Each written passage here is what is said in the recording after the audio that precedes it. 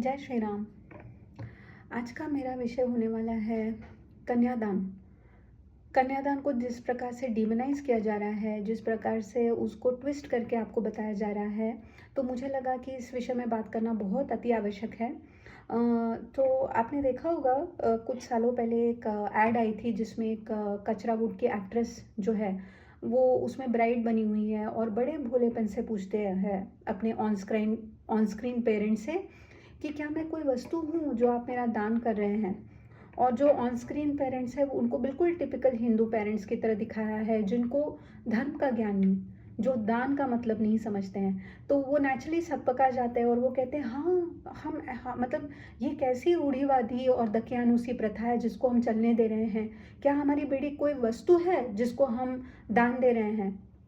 तो वो कन्फ्यूजन प्राय मेरे ख्याल से हर हिंदू पेरेंट के मन में होता है कि अरे क्या हमारी बेटी वस्तु है जो हम उसका दान कर रहे हैं। तो मैं ऐसे पेरेंट्स को एड्रेस करते हुए आज का वीडियो बना रही हूँ, क्योंकि क्या है ना, हिंदू जो मान्यताएं हैं, जो प्रथाएं हैं, उनको बहुत सोच समझ के बनाया गया है। उसके पीछे बहुत ज़्यादा थॉट प्रोसेस इन्वॉल्व है। हर सेक्शन ऑफ कम्युनिटी को पूर्ण सम्मान देते हुए हमारे प्रथाओं को बनाया गया है। तो जब हम उसको बिना सोचे समझे उसका त्याग करने का विचार करते हैं, हम सोचते हैं कि नहीं, हमने ऐसी प्रथा का बहिष्कार करना चाहिए, अब से हम कन्यादान नहीं होने देंगे विवाह में, तो हम कितनी मूर्खता पूर्ण बात कर रहे हैं, वो हमको उसका ज्ञान होना ज़रूरी है। क्योंकि आप देखेंगे कचरा वुड ऐसे एक्टर्स और एक्ट्रेसेस से भरा पड़ा है जो अपने आप को तो परफेक्शनिस्ट बुलाते हैं, लेकिन उनका सारा परफेक्शन सिर्फ हिंदू धर्म को नीचे दिखाने में है, भारत को नीचा दिखाने में है। तो ऐसे लोगों को कॉल आउट करना बहुत ज़रूरी है। आपने देखा होगा एक एक्टर है गिड्डा, जिसको मिस्टर परफेक्शनिस्ट बुलाते हैं, जो हर एड में हिंदुओं के बारे में या हिंदू प्रथाओं के बारे में ही उसको बोलना होता है। उसको बाकी कोई धर्म या कोई मज़हब नहीं नज़र आता है। तो वो बोलेगा कि सड़कें जो है वो पटाखे उड़ाने के लिए नहीं, गाड़ी चलाने के लिए है। तो सड़कें हमारी है, हम वहाँ पे पटाखे उड़ाएंगे या गरबा करेंगे, तुमको उससे क्या लेना देना? तुमने अपने लिए मांग लिया ना दूसरी जगह जहाँ पर तुमको जाके पढ़ना है, नमाज तो पढ़ो रास्ते पर, किसने रोका है? लेकिन हमारे देश में हमको ये नहीं बताओ कि कहाँ पे हमने क्या करना है। हाँ, अगर उससे हमारे में से किसी लोगों को अगर असुविधा हो रही है तो वो हमारे घर का मामला है, हम उसको सॉर्ट आउट करेंगे। तुमने इंडिपेंडेंस फ्रीडम स्ट्रगल में सहयोग करते हैं ऐसे इस नाम पर भारत के उस भूखंड को ले लिया जिससे भारत की हिस्ट्री, इतिहास जुड़ा हुआ है, ठीक है, जहाँ पर भारत के और सनातन धर्म के कई सारे चिन्ह हैं, जहाँ पर जो रिच है मिनरल वेल्थ में, ऐसे लैंड्स को तुमने छीन लिया।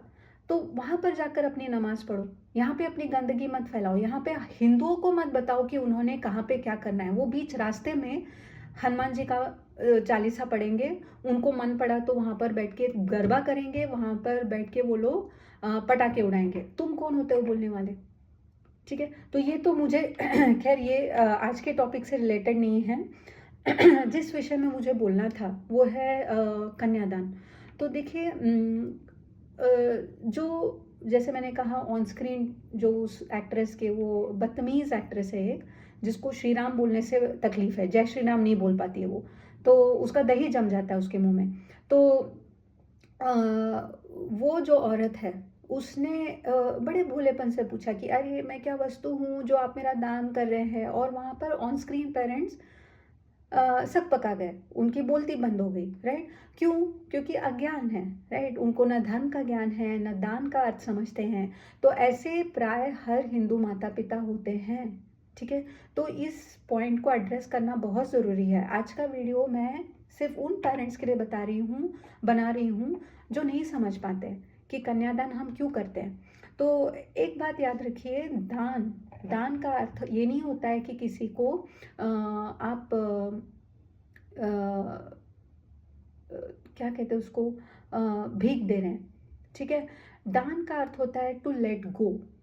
आप में उतनी उदारता है कि आपके जीवन के सबसे इम्पोर्टेंट पिलर को, भगवान के स्वरूप को आप जाने दें ताकि किसी और का उद्धार हो, तो उसे हम कहते हैं दान। दान के कई प्रकार है, सिर्फ कन्यादान ही नहीं है। एक कहानी है जिसमें विश्वश्रवा करके कोई एक ऋषि थे, आई थिंक उनका नाम यही है।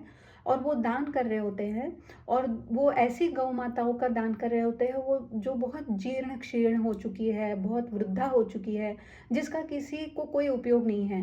तो उनके जो बेटे खड़े होते हैं उनके पास में, उनकी आयु सिर्फ 16 वर्ष की होती है, और उनका नाम रहता है नचिकेता। और वो सोचते हैं कि मेरे पिताजी ऐसी मतलब बेकार गायों का क्यों दान कर रहे हैं जो एकदम मरणासन्न है।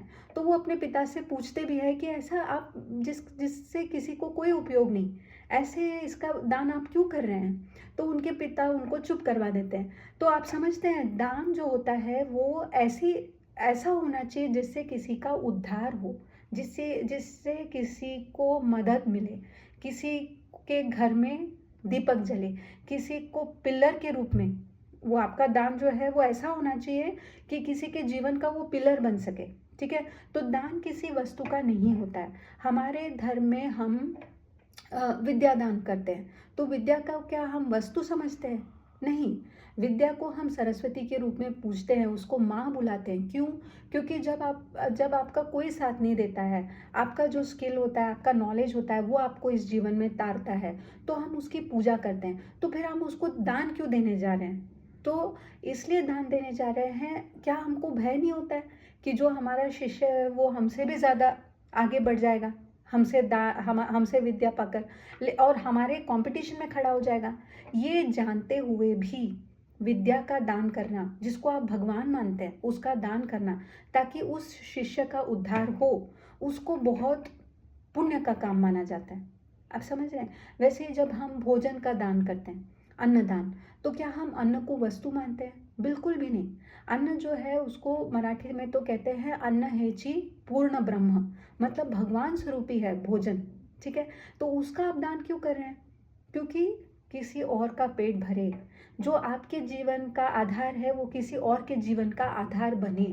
ठीक है, और दान भी ऐसा नहीं होता है अन्नदान करने के नाम पे आप जो है बासी खाना दे रहे हैं जो आप नहीं खा पा रहे। आपने तो ठूस ठूस के खा लिया, और जो बचा कुचा है आप किसी को दान देना चाहते हैं। नहीं, उसको दान नहीं बोला जाता है।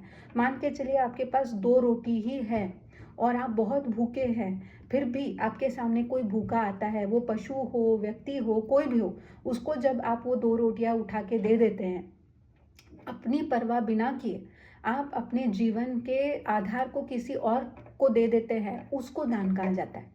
ठीक है, वैसे हम धन दान करते हैं। धन को क्या हम वस्तु समझते हैं? नहीं, बिल्कुल भी नहीं। धन का अर्थ होता है पावर। ठीक है, क्योंकि वो आपको शक्ति देता है, आप जो चाहिए वो कर सकते हैं जीवन में, अगर आपके पास पर्याप्त धन हो तो money is power, money is माता, उसको हम लक्ष्मी के रूप में पूजते हैं। तो जब आप धन के प्रति तो हर किसी को लगाव होता है, लेकिन क्या आप में उतनी उदारता है कि आप उस धन को किसी और के साथ शेयर करें?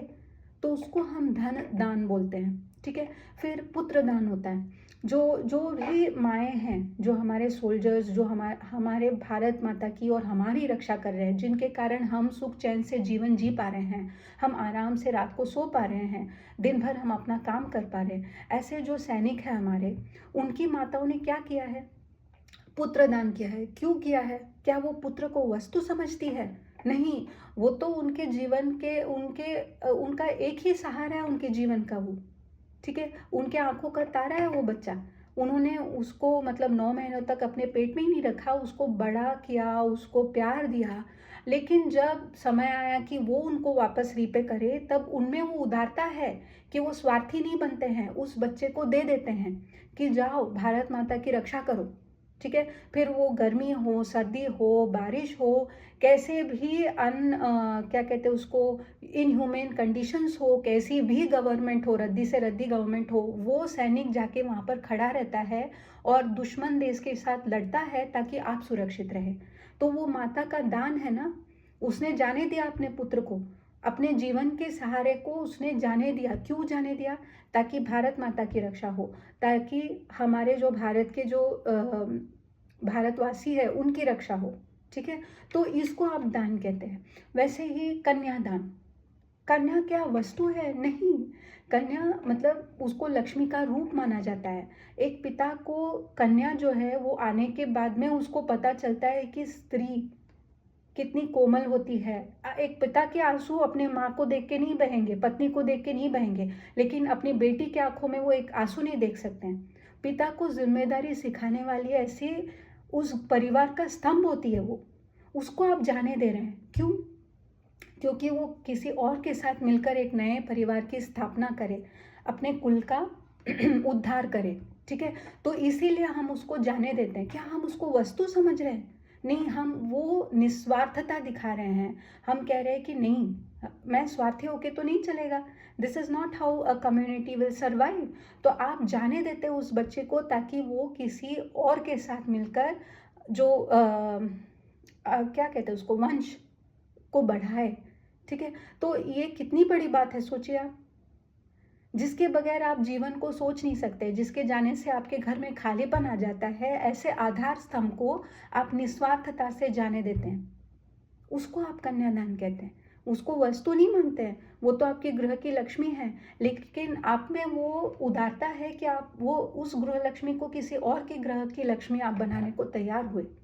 ठीक है, इसीलिए कहा जाता है कि जो पिता कन्यादान करते हैं ना, उनको वैसे ही पुण्य मिल जाता है, क्योंकि उन्होंने उसको बचपन से बड़ा किया होता है, लेकिन बिना कोई अपेक्षा रखे वह पिता उसको जाने देता है उस बच्चे को।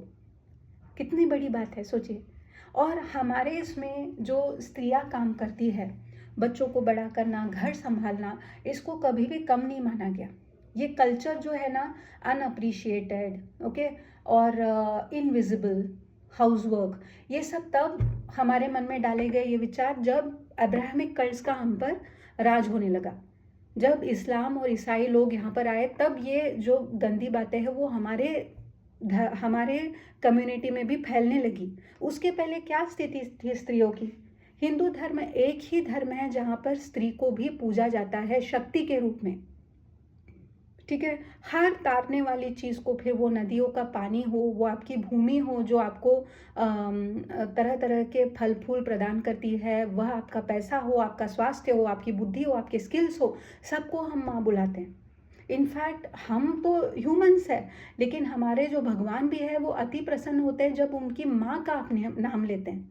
जैसे आप अगर शनि भगवान को शनि भगवान कहेंगे, वो इतने तृप्त नहीं होंगे, लेकिन जब उनको आप छाया पुत्र बुलाते हैं तो उनको प्रसन्नता होती है।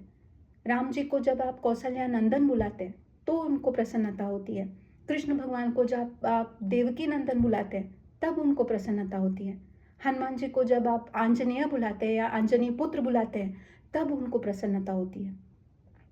जैसे गरुड़ को आप वैनतेय बुलाते हैं, विनुता के पुत्र, तब उनको प्रसन्नता होती है। क्यों? क्योंकि उनको पता है उनमें जो शक्तियाँ है, जो संस्कार है, वो उनके माँ ने उनको दिए हैं। उनके माँ उनकी पहली गुरु है। वो आज जो भी है वो अपने माँ के कारण है, ये वो जानते हैं। तो जब आप उनकी माता को सम्मान देते हैं ना, तो उनको भी प्रसन्नता होती है। आप समझ रहे हैं? तो अपने मन से ये विचार निकाल दीजिए। कोई कन्यादान वगैरह कोई ऐसा नहीं है कि कन्या को हम वस्तु समझते हैं। वो हमारा बड़प्पन है, क्योंकि वंश की वृद्धि होनी चाहिए। हमारी समाज, जो हमारा सनातन समाज है, वो और विस्तृत होना चाहिए। इसके लिए आप जो देते हैं ना अपनी बेटी को जाने, उसको आप कन्यादान कहते हैं। दान हमेशा ऐसे ही होता है, दान निस्वार्थ होता है, दान ऐसा वस्तु का नहीं होता है। दान भगवान स्वरूपी आपके जीवन के आधार स्तंभ का होता है। किसी को भी आपको भ्रमित ना करने दे। कभी कोई ऐसा बोलता है तो आपको उनको समझाने की जरूरत नहीं है, आपके मन में वो डाउट ना हो, इसलिए मैं आपको ये बता रही हूँ। आप कुत्तों के साथ कंपटीशन मत कीजिए भौंकने का, उनको मत समझाइए, अपने आप को समझाइए। अपने धर्म को जाने, अपने प्रथाओं को समझे, उनकी वैलिडिटी, उनके यूजफुलनेस की, उनके लॉजिकलनेस को समझे आप, और आप में फिर वो सेल्फ कॉन्फिडेंस आएगा। आपको कोई अब्दुल, कोई सलमा हिला नहीं सकते बाद में। कोई गिड्डा खान, कोई हकलू आके आपको भ्रमित नहीं कर सकता है। कोई भी सलमान बॉय आके आपको भ्रमित नहीं कर सकता है तब। तो आप इतना समझें, मेरा आपसे अनुरोध है। मुझे जो भी सुनता है, मैं जो समझती हूँ कि वो लोग पहले से ही धर्म के ज्ञाता है, वरना मुझे क्यों सुनेंगे। लेकिन फिर भी मेरा प्रयास रहता है कि मैं अपने तरफ से कुछ विषयों पर विचार करूँ और आपके समक्ष रखूँ। जय श्री राम।